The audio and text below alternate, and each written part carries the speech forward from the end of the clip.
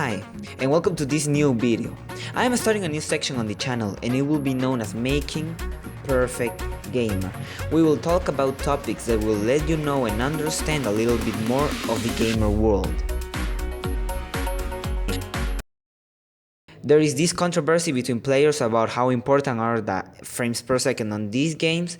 Some say that it is important to stay at 60 frames per second for it to be a great game, but others say that it is not that important and it can be perfectly played with just 30 frames.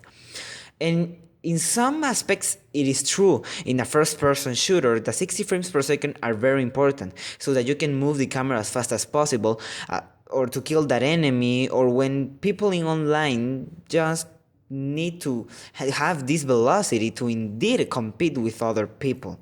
So in this aspect it is indeed important. But now let's talk about other games that are not shooters or that need too much velocity or real action. I don't know how to say it really.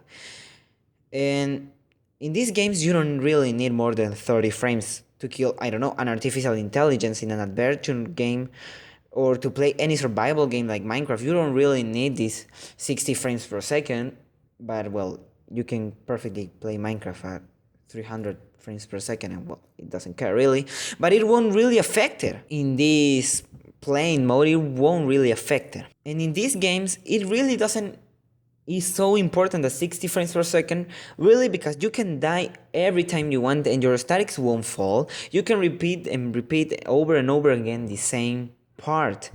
By this, I'm not saying that those games don't need 60 frames, I'm just saying that they can be played without them.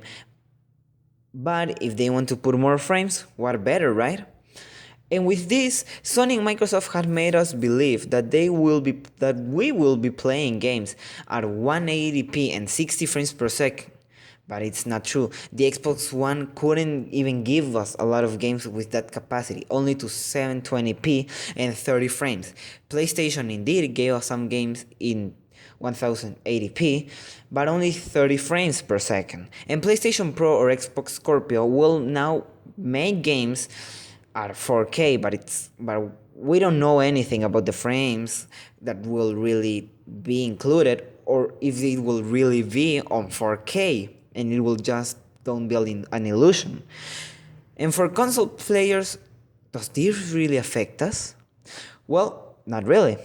Since console players have played at 30 frames per second all their life, it will be pretty strange to play at 60 frames. Just like when Uncharted 4 went out to sale, the people said it looked like a cartoon because of the 60 frames per second. And this is so stupid. So it really doesn't affect on consoles. In PC, it's another story. In PC, we're already capable of putting almost every game to 180p and 60 frames and change every setting that we want. Or if our PC couldn't stand that, well, we put less, like 720, 30 frames. But who hasn't been like half an hour looking for the perfect configuration for a game? This is why when Mafia 3 was sold for PC, it was so bad for the players. The players start complaining for everything, since its configuration couldn't be modified as much. It was only capable of having 30 frames per second and it was closed. And this is why the people didn't like it at all. Well, and other aspects like bugs and well, a lot of other things that ruin completely the Mafia saga. Now, I will give my opinion, my sincere opinion. And I really think that the frames are important but not crucial. But I must say that with more frames, everything is better. And they should really make all the games at 60 frames per second, but not putting the game only to 720p or 180p. Well, they need to really make them to 4K. That will be really cool if PlayStation Pro and Xbox Scorpio do really what they are telling us that they will. Well, I don't really know. That's all for this video. Please subscribe, leave a comment of what is your opinion about this, and don't forget to give us your support. And see you next time.